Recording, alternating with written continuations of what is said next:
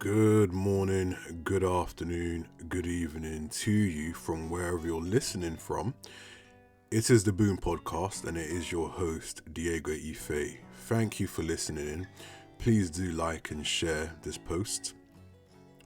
Drop your comments, and if you haven't already, please subscribe. So without further ado, I'm just going to jump into it. This particular recording, I've titled it The Pursuit of Masculinity. The red pill, the blue pill, the black pill, the purple pill, an overdose of all the pills, or none at all. Now, just to give a bit of context, I'd been reflecting, thinking about the idea of masculinity and manhood, if you will. And at this point in my life, I don't think I've ever heard as much opinions about what it is to be a man like I have now, if that makes any sense. And let me try that one more time. In the last few years, the amount of opinions that have been just skyrocketing, both men opining what it is to be a man and women, and I'd even argue to a degree more so women talking about what it actually consists of. Oftentimes it's what's convenient from their perspective, and it can be nuanced and somewhat differ from person to person. But in any case, I don't think it's useful to allow other people to circumscribe your masculinity. It's a journey in itself, and no doubt there's a plethora of self-help books and content on YouTube and elsewhere which can help you in certain regards. But my take on it is this, right? And I'm going to go into the definitions of those pills before I give you more of my thoughts, right? So definitions.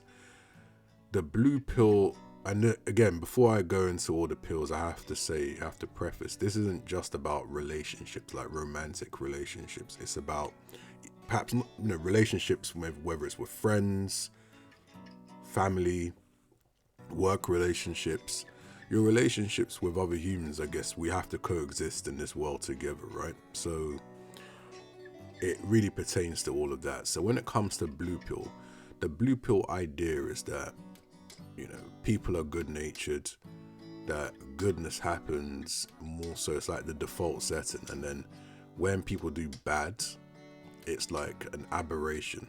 It's not something which is as common as goodwill. From a man's perspective, it's that women are all sweet and sweetness and light, fluffy, cute, soft, and are not capable of doing anything which is harmful. It's actually men, and shall I say violence is the sole preserve of men. Okay. It also, I would argue, contends that there aren't any conspiracy theories, that much of the world as you see it today is as it is. There's not really much behind the scenes that we're missing out on. And then I'd also argue that it expects and it looks for the nicest parts of people, which, depending on perspective, might not be the most wisest thing to do. So I kind of hope I've contoured what the blue pill is. Now, the red pill is the looking at life in the more harsh senses of that. So it's looking at, for example, people can be very selfish. Many a times you can argue humans are selfish. That's consistent with the red pill, that there's something called female nature. So contrary to where the blue pill contends that women are all sweetness and light, and that ultimately speaking, women should be placed effectively on a pedestal because they're so sweet and they're better than men or what have you, right? Red pill ultimately looks at female nature in its most crude form. Females are human at the end of the day, so it doesn't make sense to give them some kind of exemption or be chauvinistic to not recognize that women are capable of good and evil.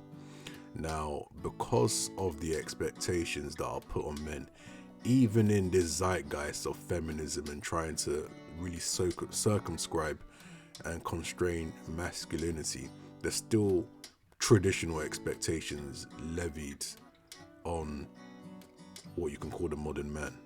Okay? So the reality is, because of the times we live in, which is obviously feminism tends to be a predominant voice, men can easily be kind of like pushed towards not really telling their truth, and not necessarily being sensationalist or trying to give shock value, but just saying things as they should be said. So red pill, like I said, when it comes down to female nature, you realize that women, in the main, are ruthless about how they navigate their survival. They will sacrifice a man with the quickness if it actually serves the purpose. Contrary to the idea, the well reverberated view that men are cheaters, men cheat. You know, those that are red pill proponents realize that it's actually a minority of men that have the pick of the litter. They're the ones that tend to have their hands full. Hence why there are many men that have a baby mother. A lot of them have multiple baby mothers, but there are a select few of men. They're not the majority. I wouldn't even say they're a sizable minority, but that's open to debate. Then you have, of course, the men that might be considered high value, high in demand, especially if they have panache and the right kind of characteristics that might be alluring for women. Those two are I don't know whether I call them extremes, but essentially the red pill would contend that those are the men that get the most of the women, and then there's a chunk of men that aren't getting any action, and there are several men that are, for example, in their, shall I say, either side of 30, who are still virgins and can't even so much as buy a glance in their direction from a woman. It does also contend that women cheat just as much as men, if not more. They get approached more on a, sexual kind of level than men tend to on average. There's a lot of controversy on what it is to be good looking and not. You have, this body positivity kind of era. There's certain women that feel bold enough to tell men what they should and shouldn't find attractive. So the point is, even women that might not be seen as classically good looking still will have access to male attention and won't have a problem being able to knock the boots, so to speak, based on what they look like. Whereas a man who might be seen as good looking might not have the same kind of options or access. There's an African proverb that not all fingers are equal. Go figure. In any case, the red pill does, kind of contend that, I think I've covered the aspects of it about sort of relationships, access, and female nature. The other aspect of it as well is that men that have opted to jump through hoops in the name of trying to get a woman's attention and what have you, whilst they may kowtow to at least what she claims ostensibly is what she wants, like a certain kind of lifestyle, the expectation of being taken on expensive dates, perhaps even being flown out, and the like. Meanwhile, no matter how attractive and alluring she might seem, for those guys that are into voluptuousness, she might have the curves in the right places. There's another guy out there who might not even be half the man you are, who is given really like next to nothing and getting the most, even to a degree where she might take resources from you and go and share with him. It's not necessarily rational, but it happens, and it's more common than some might be led to think. So the point is that people will do you nasty, taken away from relationships, work environments. There'll be a lot of skullduggery and just really the horrible end of work politics and perhaps work bullying, which can sometimes be hard to substantiate. It's that aspect of it. It's the reality that life can be quite dog eat dog, you understand? So, and if I've not said already, conspiracy theories, the world is not as we see it. There's far more to it than actually meets the eye. There are certain people who wield a great deal of power, and to be able to determine what it is that their goals are isn't straightforward, and many decisions are made on behalf of you one way or another. You know, whether that's economic policy, whether that's establishing certain industry standards, so to speak, you know, changing the course of like political economy, the global economy. Much of the global economy is technology driven, and it's also hyper consumerist, especially in the Western world. Now there's the fourth industrial revolution coming up, and there's a lot of things and different agendas. So the red pill probably contends that, you know, these things are actually happening, and it doesn't sort of shirk the reality or try to find a way to, you know, almost crawl into some kind of blue pill reality, right? The purple pill is effectively, let me give you like what I would say is a intuitive analogy, right? So you may have now been exposed to the harshness of life, right? And that's relationships with people, dating, whatever, what have you, right? But you decide that you're going to rely on hopium. If, for example, it's to do with relationships, you're going to say that this, even if there's 99% of women that are no good for you, there's going to be that one unicorn, and therefore you should you should hold out hope that that woman does surface, and you do find her, and you almost develop a rigid belief that that is the case. You know, there's almost like a certain hopefulness about, you know, shall I say, humanity and, you know, stuff along them lines.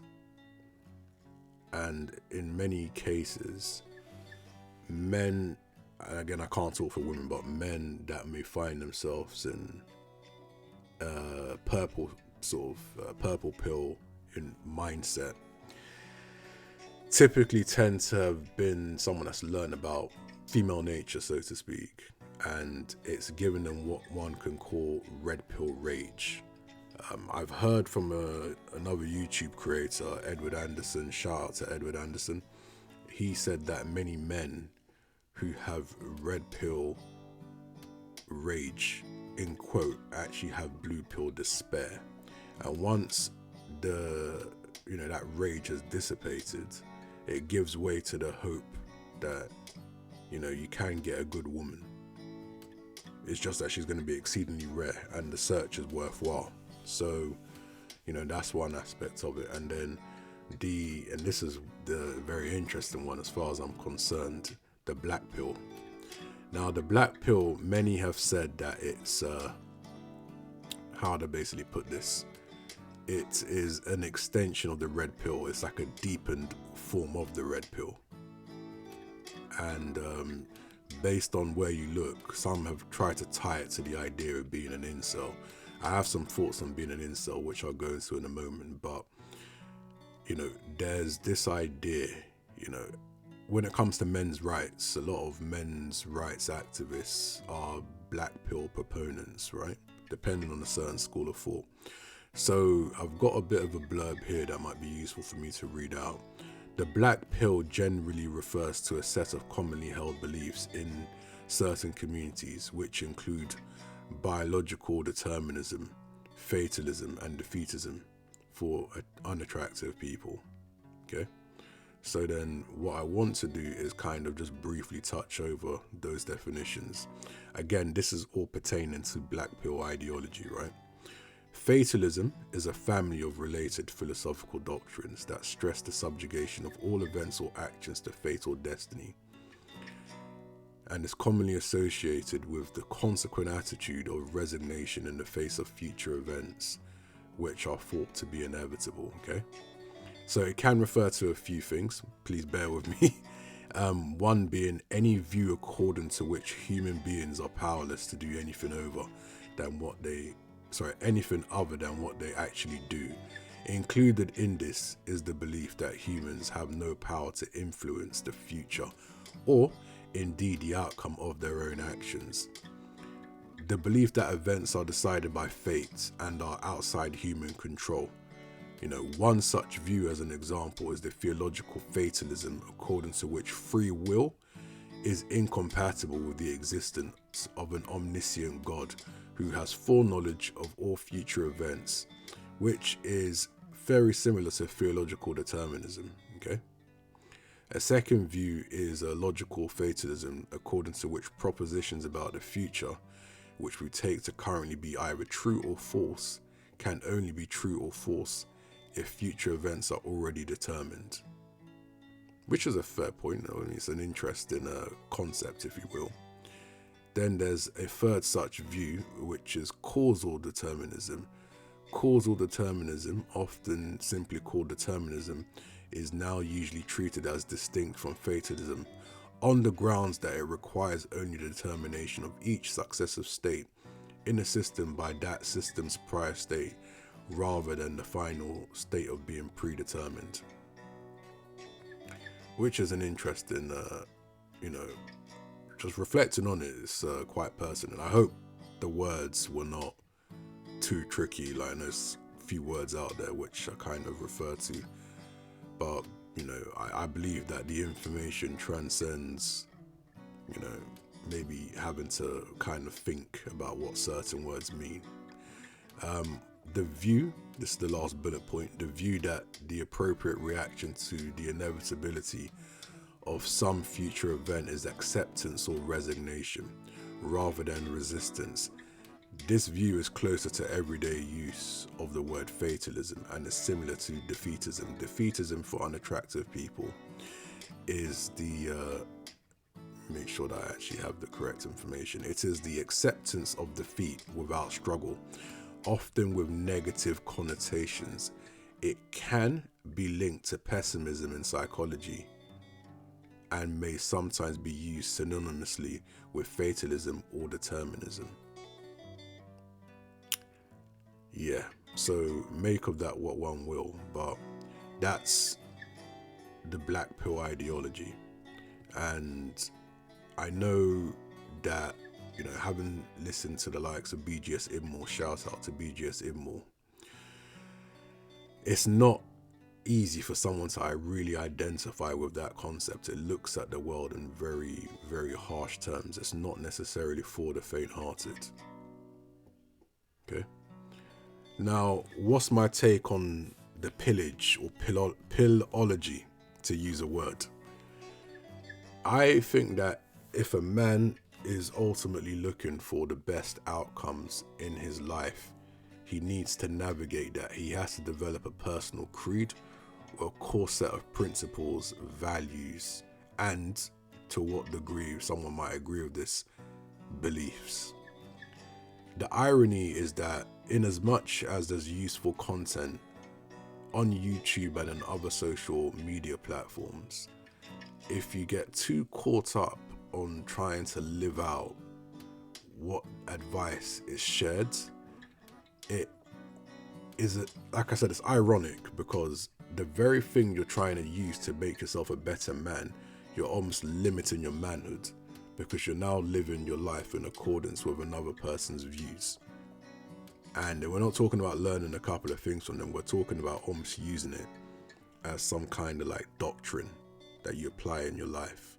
The problem with that is, in the absence of such information, you may struggle to navigate your manhood. So it's imperative, apologies for that, it's imperative that one takes time to develop their core sets of principles and values. Even if one is going to make mistakes in life, mistakes are ultimately inevitable. And so if you make a mistake, based on trying to do the right thing. The fact that you've actually made that decision off the back of those principles is laudable. It's something to take pride in. And ultimately, one has to look at extremes over averages. If you remain steadfast in spending time looking at yourself, seeing what you can learn from your mistakes and what you can apply moving forward, it's empowering. You can't really put it into words. And if you keep steadfast on that path, eventually after a few years you'll realize that there's gains that have been made. You live life once, essentially. Even if you're religious, on this plane you live life once, and it's incumbent on you to make the most of it as a man. I can only speak from a male perspective. Now, I did say earlier on in this recording that there's a plethora of opinions on what it is and what it takes to be a man, right? One thing which I think is important, because relationships almost certainly tend to be at the core of it, right? If you listen to certain women, they'll tell you, oh, black men don't build, yada, yada, yada, yada, yada. Many of them, though, don't really understand really real life and the world, the way the world works. They don't understand how industries work. They don't understand about the resources and the access that it takes to get, to move towards that. It's often the idea of black men don't build is like it's euphemistic for the idea that men will not be lavishing money on said women who want to keep a certain lifestyle up but don't want to dip their hands into their pockets. So I urge any guy listening to this to be very careful when being told that black men don't build, because you can find yourself going down a rabbit hole which is really not worthwhile. This is consistent with developing a core set of beliefs, principles and values. This way you'll not be shaken or moved off the back of being, told that your masculinity is in question because you're not going to engage in hyper-consumerism. Guy, you got to stand on your square. Ultimately, it is what it is. I would also say as well that the idea that men should get married, that it validates their manhood. Well, building a legacy is definitely it's apex manhood, but the reality is legacies look different for different people. It's been said that up to 30% of people that live in the course of any kind of historical period, and this is an estimate mind you, leave the earth without having reproduced or perpetuated their direct bloodline. And things will happen in life, it is what it is, but the point is, if you are going to pursue the legacy of having a family, and I can only say this based on my own, the way I look at the world. Granted, I've not been married, but I do think what I am saying does have some value, and I hope that you do as well. Because of the world that we live in, it's like one has to take a very sobering approach to being married, recognizing that it's a risk, an inherent risk, and that you should look to underline the things that are very valuable to you. And if you're comfortable that you can access some of them, and ultimately on the balance of things, you want to have a family setting whereby your children are in a stable kind of home, then definitely go for it. But one ultimately has to take into account the no-fault divorce laws, the culture which has given rise to divorces increasing, and the statistics that support that men are not the ones that initiate most divorces. Is actually, in some cases, up to 90% of the time it's women, depending on geographical location, varies. So one has to ask themselves, are you going to feel more free being married or being a single man? At the end of the day, everything has its trade-offs, so I'm not advocating being single. Really, my thoughts, a lot of what I've said so far is really pertaining to getting the maximum out of life and one's potential, or at least the next best thing. I often say that perfection is overrated, but the next best thing outweighs it. You know, it's almost like the idea of aiming for the moon and reaching the stars. You know, it's a near perfection that can be very rewarding, almost hard to put into words. And so one has to ultimately determine what the holy grail of masculinity is. I don't necessarily believe that it's an exact science. I think certainly there are guidelines, there are certain, shall I say, tools you can use to maximize your journey. But it's something that one has to determine.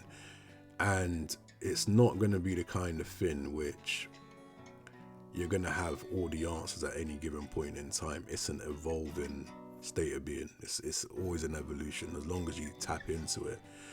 One of the issues that we all have to contend with is uncertainty. It's why you find so much content online, because people are ultimately looking for answers. Whether it's women that have gone down the feminist path, the ones that have gone down the male hate and misandry, consuming misandrous content and diffusing it amongst each other, like almost like an echo chamber. And they say that, certain things in its individual parts can actually be greater than, or rather, to put it another way, scratch that. The sum of the whole can be greater than its constituent parts. In other words, negativity dwelling in one person is one thing. When there's like a group of them forming an echo chamber, the potential toxicity outweighs, anything positive that might actually try to, offer resistance to it. So really the question comes down to, is it really worthwhile? That which sometimes seems empowering, at least in the immediate kind of, aftermath, often tends to be disempowering in the longer run, So when it sometimes comes down to having to deal with traumas off the back of certain experiences, it's better to go through the pain and eventually put yourself on the path of redemption to reap, abundant gain. Or you can take an imitation of gain, which is by being toxic and, doing sort of one-upmanship, so to speak. But in the long term, there will be pain. There's this idea, that's been circulating the internet in recent times of dying alone. And dying alone, make of that what one will. I don't know if one can say necessarily that, you're going to typically depart the earth by yourself, but it's the circumstances that shape that. Were you surrounded by loving people? Is there a certain level of fulfillment that you actually have been able to derive from much of your life experiences that outweigh anything negative? That's the question. And if you find yourself in a situation where you're almost swimming in a sea of regret, cringe, you look at all the choices you made to be toxic and bitter, so on and so forth, and ultimately realizing it's not worth it. Now, I've not been in that position, but just having spent time dwelling on what that might be like is enough for me to never want to be in that position. The Gary V, the content creator phenomenon, he's a very remarkable individual. He advocated going to a nursing home, old people's home, and actually just speaking to the old people, and then the old people that chose to make certain decisions in life, and you just look at the sense of regret in them, and you don't want to really leave this earth without having done your best to try to be the best version of yourself, stepping outside of your comfort zone. These things are priceless.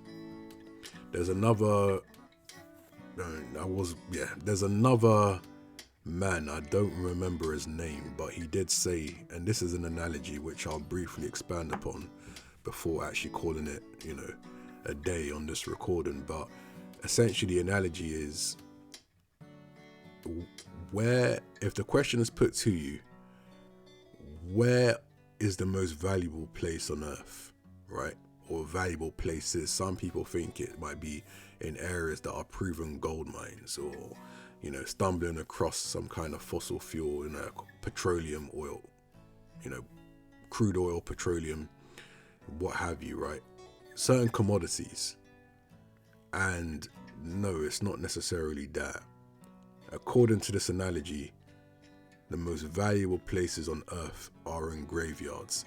It's littered with people that never got to live out their dreams and their potential, as cheesy as that might sound. And so ultimately, it's a case of living out your potential, so that when all is said and done, you're not counted amongst those people that came, saw, went, and didn't really do much. When I say didn't do much, not enough, like I said, to be fulfilled. If a few more people in this world actually pursued the path of fulfillment, I think the world would be a bit more of a nicer place. Not necessarily nice. At the end of the day, people talk about doing good deeds. And if good deeds were a normal thing, no one will talk about doing good deeds, because it would be the default. But we know that most people are not altruistic.